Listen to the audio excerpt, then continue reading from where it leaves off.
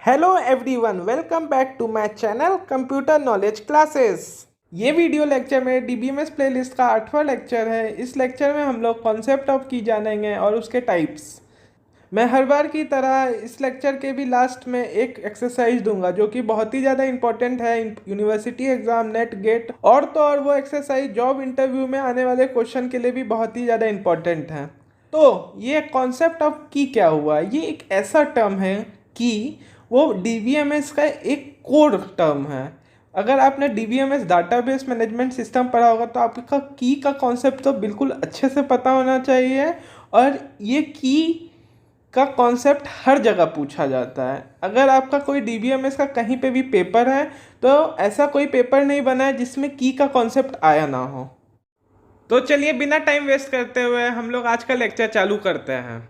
DBMS की Key is an attribute or a set of attribute which help you to identify a record or a row of data in database।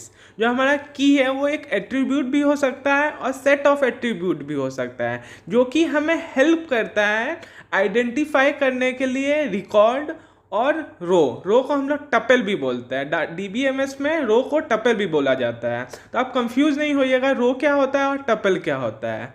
वो की जो है identify करने में help करता है किसको, रिकॉर्ड और रो को टपल बोलते हैं।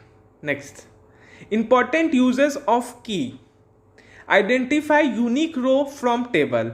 जो ये हमारा की का सबसे इंपॉर्टेंट यूज़ क्या है कि एक टेबल में से एक यूनिकली रो को ये आइडेंटिफाई कर सकता है। ये की के थ्रू हम लोग एक जो टेबल है उसके अंदर एक रो को हम लोग आइडेंटिफाई कर सकते हैं। सेकेंड है एस्टेब्लिश रिलेशनशिप अमंग टेबल्स। ये जो की है उसके थ्रू हम लोग एक टेबल से दूसरे टेबल में रिलेशनशिप बिल्ड कर सकते हैं। चलिए हम लोग इसका एग्जाम्पल से समझते हैं। आपको सारे टर्म्स मैं अच्छे से समझाता देता हूँ इस एग्जाम्पल के थ्रू, आप अच्छे से इसे समझिए। इस एग्जाम्पल में हमारा एक टेबल है जिसके अंदर एट्रीब्यूट्स है। ये स्कीमा है, सबसे ऊपर वाली जो रो है वो उसको स्कीमा बोलते हैं।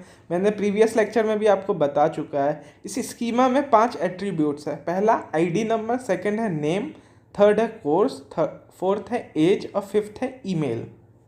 जो हमारा डाटाबेस में जो टेबल होता है उसका सबसे ऊपर रो रहता है, जो टॉपेस्ट रो रहता है उसे स्कीमा बोलते हैं और वही डिफाइन करता है कि हमारे डाटाबेस में क्या है।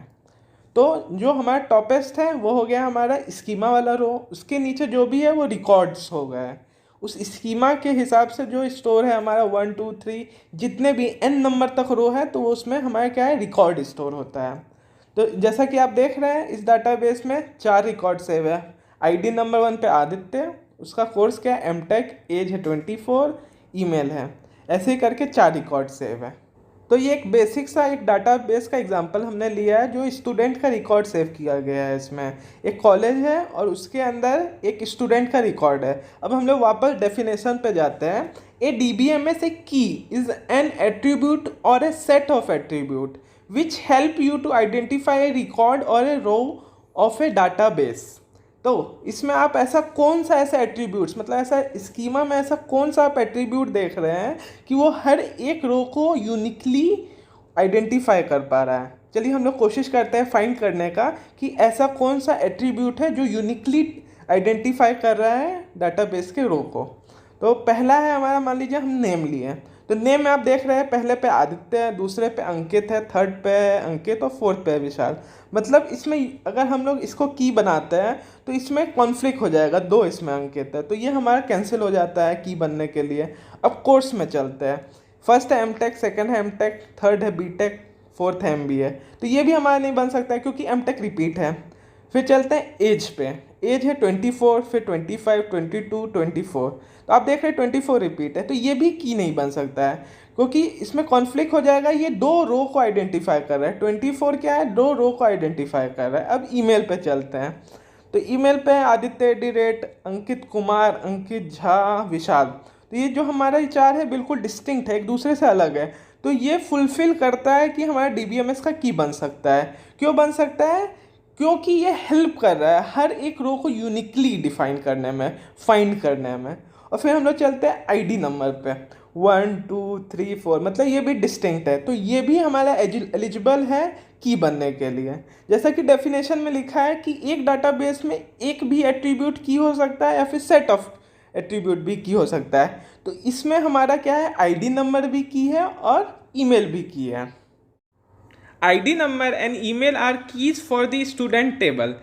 इस डाटाबेस में हमें ये तो पता चल गया कि एक आईडी नंबर भी एक की है और ईमेल भी की है। अब हम लोग 1 बाय 1 इन दोनों को चेक कर लेते हैं कि ये की है कि नहीं। तो आईडी नंबर में हम लोग देखते हैं, मान लीजिए हम ये 4 आईडी नंबर है, इनको हम लोग कोई भी उठाते हैं और देखते हैं कि यूनिकली डिफाइन कर पा रहा है कि नहीं।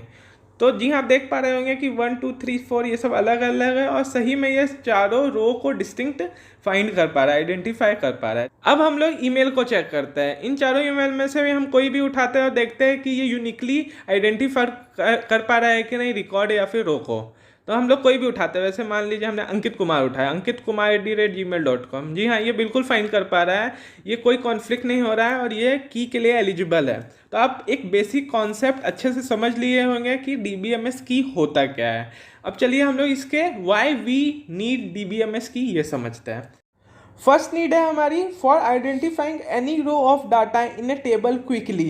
की के हेल्प से हम लोग टेबल में कोई भी रो को बिल्कुल क्विकली फाइंड कर सकते हैं, आइडेंटिफाई कर सकते हैं। सेकेंड नीड है we can force identify of data and sure integrity of data in maintain.